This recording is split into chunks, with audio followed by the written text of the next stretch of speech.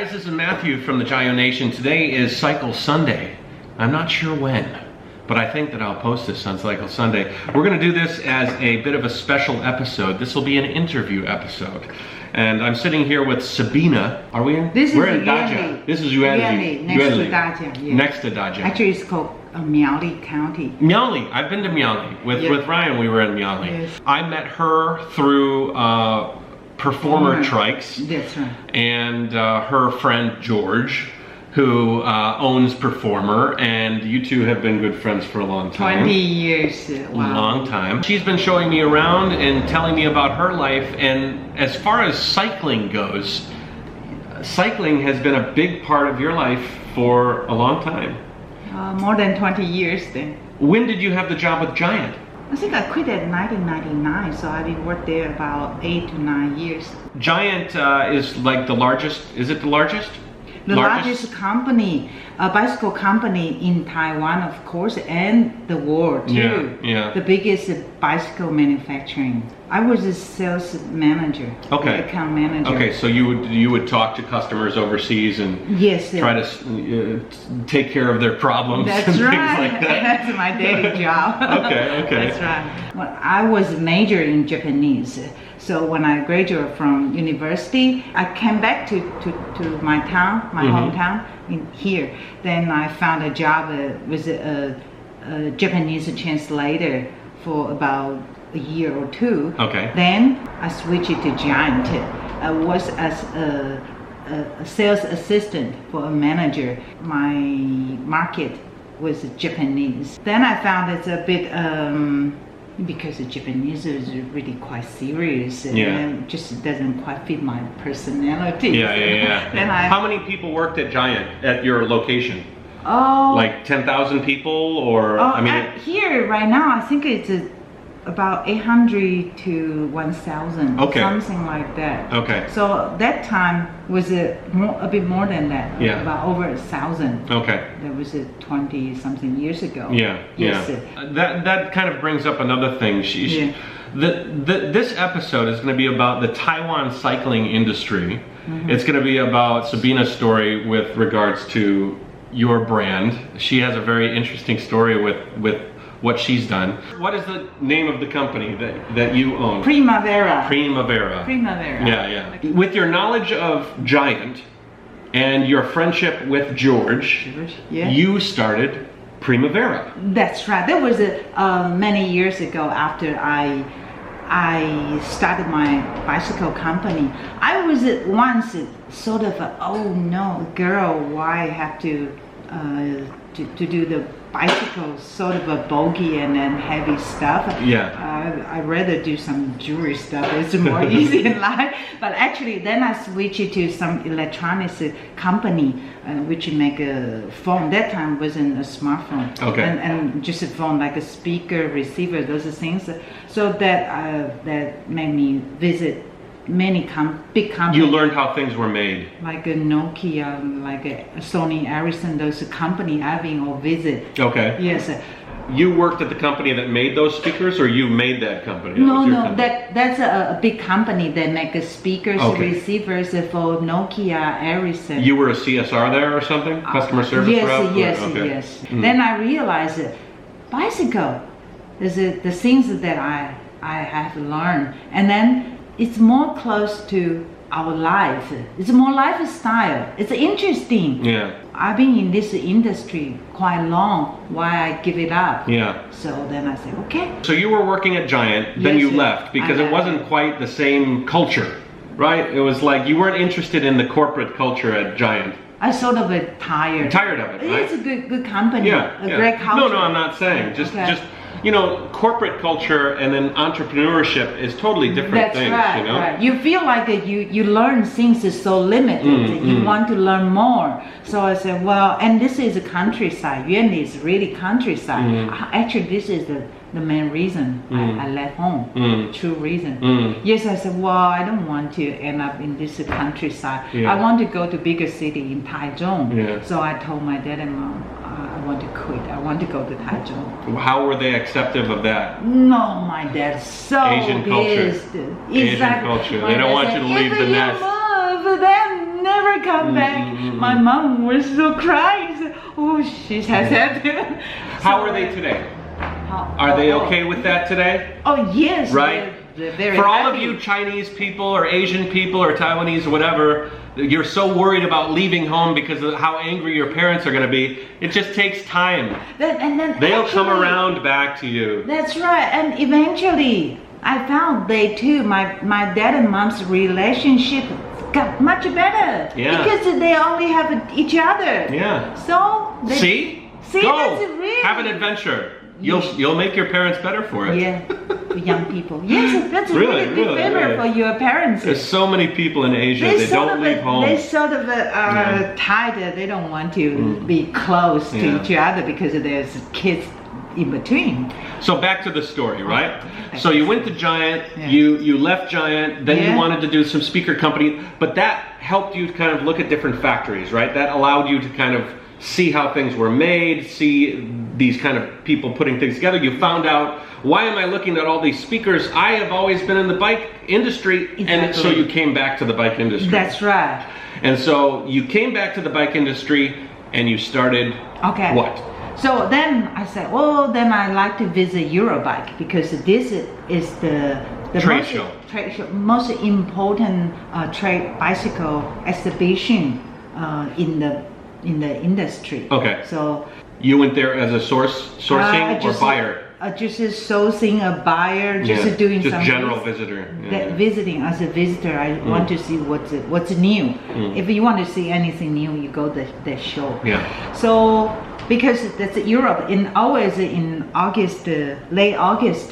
So it's the summertime. The day is really long. So after exhibition, I walk out and it's still really light. Yeah. The daytime. Yeah. When I walk up and there's a Orchard. orchard, the whole area. Like is all apple tree, apple orchard. apple orchard. Orchard, I yeah. walk on the road. It's an old apple orchard. Then it's really like an endless road, long stretch road. Okay. And then there is a cyclist who dresses white and I think there was a white bike too. Okay. A lady just really fast from the end. Shoo! Okay. Rode past me. Okay. And look at this. Wow, it's amazing. It's beautiful. Yeah. Strong woman riding in nature. And just elegant, elegant, too. amazing. Amazing. Yeah. That's how I come up with this design. That's my first bike design. So then I went back to Taiwan and said, I want to my Primavera just focus on design a bicycle for women. And then for women, so what model name will be good for women? I think my name, Sabinna, is quite exotic. Yeah, Sabinna. Sabinna, so then that's how this Sabinna. Who gave you the name Sabinna? That Sabinna isn't your original name. Your yeah. Chinese name is. No, it's nothing okay. to do. So actually, I used this name since I was in high school. You okay? A lot of kids in high school they get their English name in high school, because right? the teachers say, hey, you gotta pick a something. name. That's a name in English. I think it's called Sabrina. Sabrina. So I said, Sabrina sounds quite Yeah. usual. Then I found it's Sabinna. That's a European name. Yeah. But there's one N only. 2 N's. And then I said, be a little bit more feminine. Yeah. So I add extra M. I think this will look more feminine. So then how I came up my name. Let's go take a look at the bike. Okay, let's go. Okay, so this is this your first? Very first, yes. Okay. It's aluminum. Where did you get the frame from? Oh, okay. My cousin, he owns a frame factory. I just down there 3 minutes. Okay. So he make a frame. All my bicycle, my frame will come from that factory. So how old is this bike? This one? This one was the very original. So companies established on 2004. So this was started 2006. What makes your bike special? I mean, what makes it unique? What makes it a Primavera?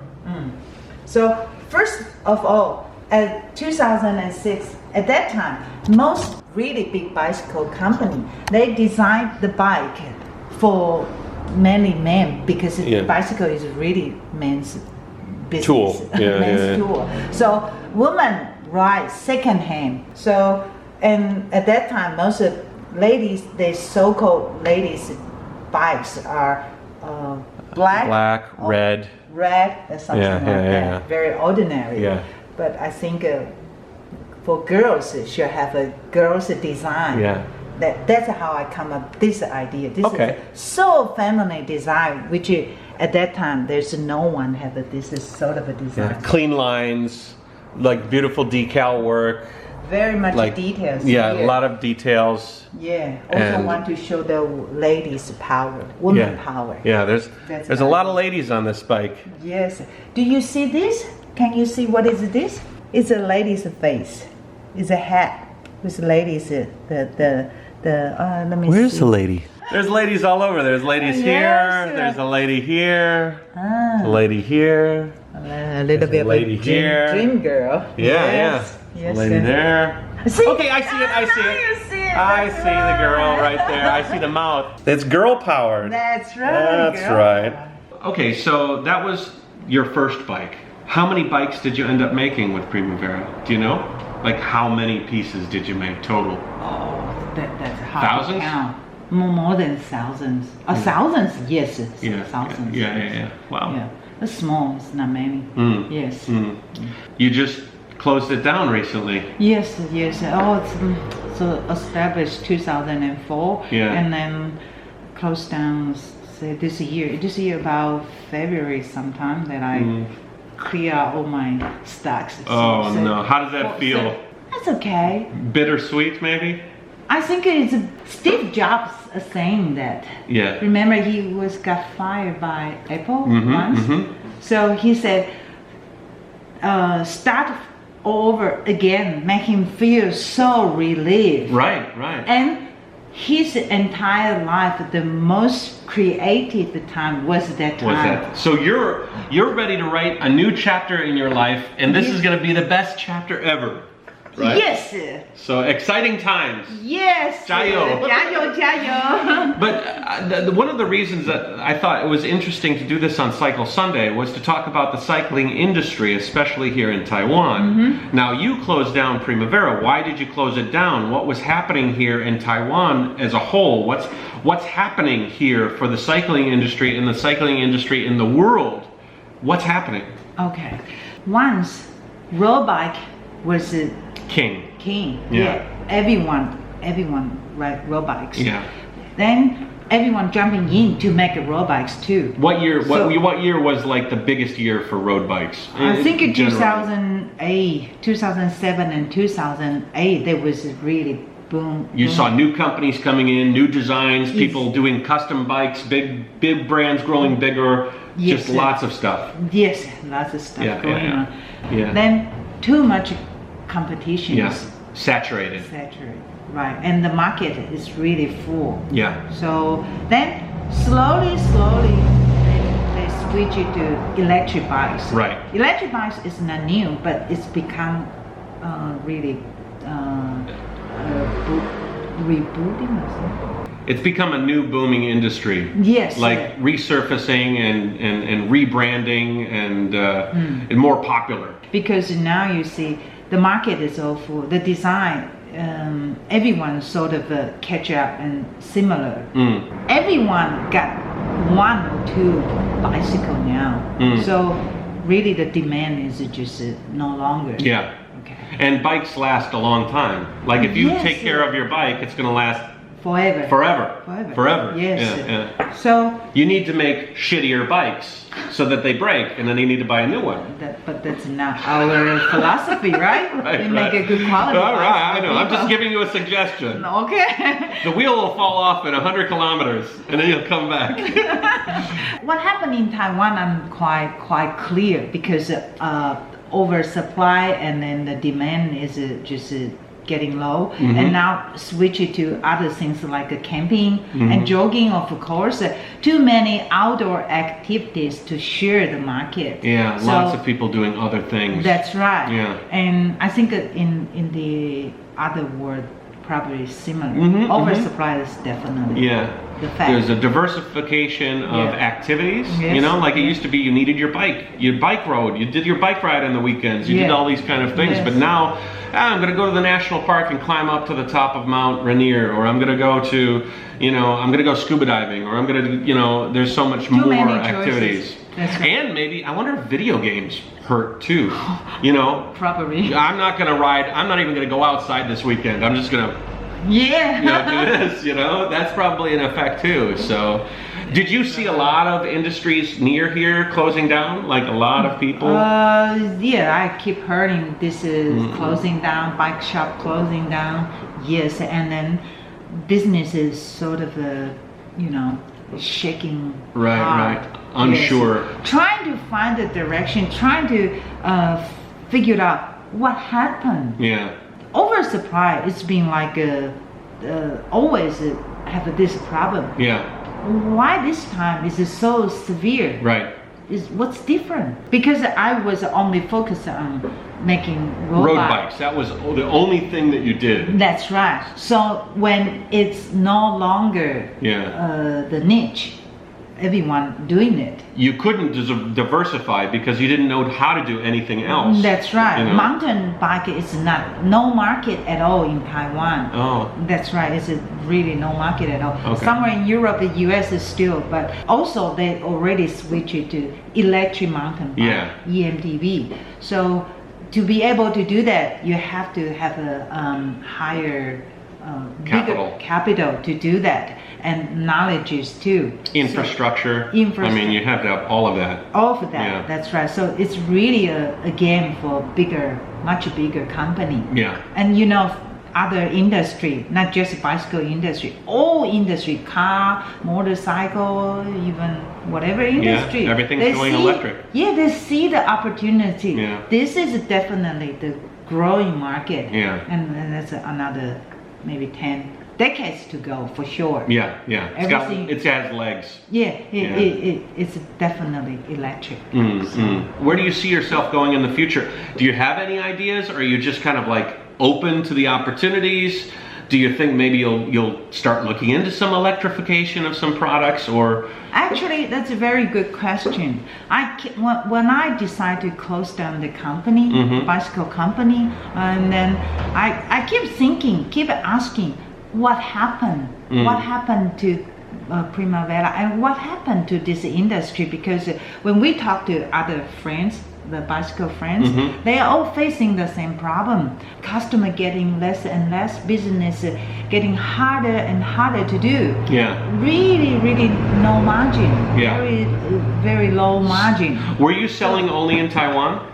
Or were you yes, selling? my most market are in Taiwan, say 80%. Okay. Very few to like Singapore, Malaysia. Okay. Very small percentage. Okay. Yes. Something need to be changed. Yeah. And it's here. Yeah. So your mindset. So we think a bicycle industry is a so-called the traditional industry. People's mindset is OEM, ODM. So marketing is really not good at all. Oh, For okay. Taiwanese. Okay. Actually, it's not just the bicycle industry. Every industry. Most industries, in Taiwan. Yeah. See, we already some companies started to sort of trying to have their own brand to promote the brand, but they really haven't quite get the idea. Not like American or those Western businesses, they are more familiar with how to package it, to promote your brand, to package your products, everything. Yeah, in a cohesive way, integrating all the different like marketing techniques and good product placement and everything together. That's right. And internet, this power that is huge. Yeah. But actually in Taiwan, I would say most export business, especially export business, has no idea. They just they don't know the power of the internet. They think they know. They have a website, but the website has a very lousy English, and then there's no SEO, and then you get you nowhere. It doesn't help the company image or the brand image. For those of you that don't know, I've done business in China for a long time, and you know, we're kind of in the same sort of production business, right? Yes. And in China, China used to be, you could set up a factory in China and make anything. You could, let's just say, for example, this coffee cup. You put a picture of this coffee cup on the internet anywhere, on Global Sources or Alibaba or whatever, you'll have 25 different companies from all over the world every day sending you an email and saying, how much for 10,000? How much for 20,000? How much for 50,000? How much for 100,000? You'd send the quotes out, you'd get back, you know, 1 out of every 10 would turn into an order, and your factory would be booming. And that would happen year after year after year after year, and you never really had to worry about marketing, because all you had to do was put a picture of this cup out and people would buy it, because the industry was so strong. China was cheap. Everybody knew it. Everybody knew that they could get their thing made there very cheaply. Just like the bike industry was really big, and you didn't necessarily have to worry because the business would come to you, you know? But it's in times of famine, you know, in times that there's a lot of factories making this cup, and that's right. There's not a lot of people buying from China like they used to, and they're going to Vietnam and Thailand and different things that you have to think, all right, always chasing cheaper price. How am I going to market this cup better? You know, how am I going to put this cup out there so that somebody can kind of buy this cup? And the bike industry, it sounds, am I right? It sounds to me a lot like that's a similar problem. That's you know? right. If you don't make a value of your product, of your brand, or your company. A really clean message. Make the message really nice. That's right. You're only competing price. Yes. So, and there's always a cheaper price to go. For example, before was China, now moved down to Vietnam, Indonesia, Bangladesh, Cambodia. Right. So you after Cambodia, where? I don't know. Africa, there's going to be another. There's going to be another place. That's right. So if you don't add value to your product, then you. Oakley sunglasses. I paid $100 for these things. They cost $4, maybe less, maybe 40 cents to make this. But because of this, the branding and the added value based on the locations and the styles, and it's probably not even the styles. It's the style that they told me was the best style, right? That's right. Because that's been programmed into my mind. We're all a victim of it. We might not know it, but we are, you know. So branding is everything now for Taiwan. You're no longer export strength. Our strengthness is no longer export. You got to do branding, marketing. Otherwise, you begin over eventually. So do you see a shift in the cycling industry throughout the whole world? It's going to be more electric. It's going to be more wheels, maybe. You think like trikes are going to become more popular over time? Trike, maybe you won't help it, but I branding. I'm helping with the branding of the trike, right? Maybe, you know. Absolutely. So because that's a more lifestyle. Yeah. So electric, that's definitely big. That's a big move. That's right. That's movement. The direction. So, So where are you going to go next then? Any thoughts? Okay, so after I see this, I know that's no wind chance for Primavera here, and then I see there's an ocean market there. We just talk about the industry people, the business, the company owners, those top managers. They really need to be educated about marketing, branding. A real marketing and branding. It's not just go to the trade show. It's not just pay for the expenses at magazine or advertising here and there. You need content for your your business, your product, your brand, you need use the social medias. And so that's what you're doing. That's okay. You're marketing, right? Marketing, that's right. So yes, digital marketing. Everyone said, "What is digital marketing?" You talk to most people in Taiwan, they don't know. They think that you want to trick me or something. But it's a digital war. You got to go to digital marketing. Otherwise, you will be facing away. So you're going to use your knowledge of Primavera and the journey you took there. You're going to look at all the people that you've dealt with in the cycling industry. You're going to look at I like to think of all of us as a grouping of the experiences that we've had in our lives, you know.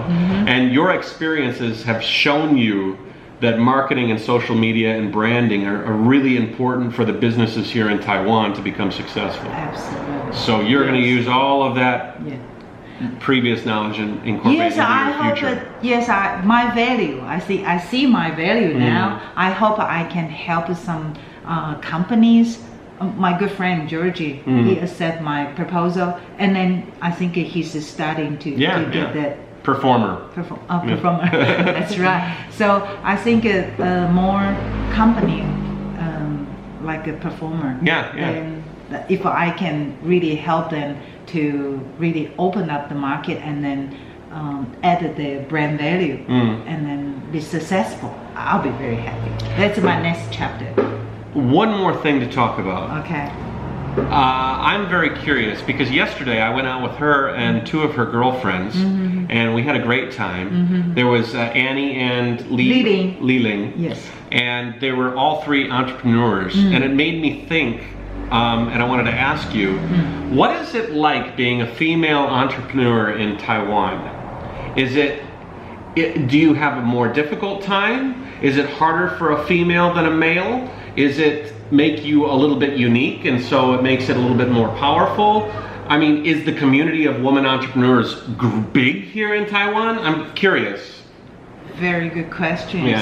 I thought it's a bit of a mix of everything you just told. Taiwan is really free and open market. And women are very independent, and the society, there's sort of say bicycle is a bit of a male. You said that a few times. Is it really? I mean, I see women frame bicycles have been around for a long time, you know. Yeah, but who wear those frame? Who design those frame? Who do the machine CNC? Those engineering, everything. And yet in R&D department, mainly are male. Those engineers are male. Okay, so we can say the more men things, right? Okay. So male dominant. This industry, which is the truth. Okay. But this is a very high tolerance society, so women also work and then very powerful. So yes, it's a male dominant industry, but also women use women's unique. How do you call that? Traits, maybe? Features or something. Features, abilities? Abilities. Anyway, so it's kind of a mix. Editing. I can edit. Okay, please edit this part. All of the, my puppy coming. She want to come in. Woman entrepreneur is very common in Taiwan. Okay, that's cool. That's good. That's good. I think it's in China too, isn't it? It's more and more in China, but there's still a lot of male. It's a male-dominated society, you know, in China, mainland China. I have to be very careful to say mainland China every time I say China. Mainland China. Anyways, thank you so much. You know, I think that when I met you and I started learning more about you, your story is interesting. You know, you're trying to, you know, make your way in this world, doing your own thing and focusing on your own styles, and you push this brand of bicycle. I mean, I never met somebody that created. I mean, George, he worked in factories. He owned a factory. He was doing frames before he started making, you know, this. But you kind of jumped in Yeah. jumped in, you Just know, do it. just Jayoe and exactly, you know, just really. like that dream. Yeah. So I just trying to make my dream come true.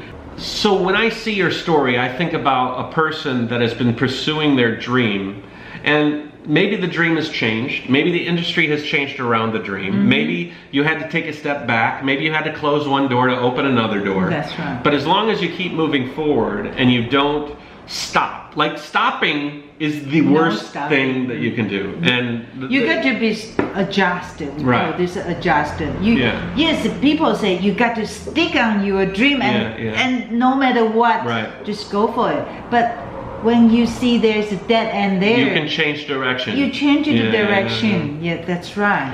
She's part of the Jayoe Nation. She just never realized it until just Jayoe! now. I'm always, yeah. All right, if you guys are interested in Cycle Sunday, you want me to interview somebody or talk about a certain topic, you let me know. In the meantime, you hit that bell below and you can see some future episodes. Like, subscribe, share, comment, and yeah, this is very cool to talk a little bit about feminism, a little bit about the cycle industry, a little bit about the industries in Taiwan, a little bit about changing culture and entrepreneurship. Wow, we did a lot of stuff today. Digital marketing. New war. I'll put her information below. If you want to do a digital marketing project, you contact her. She's been around. you. She knows how to get it done. Okay, thank you. Hey, thank Jayoe. you. Jayoe.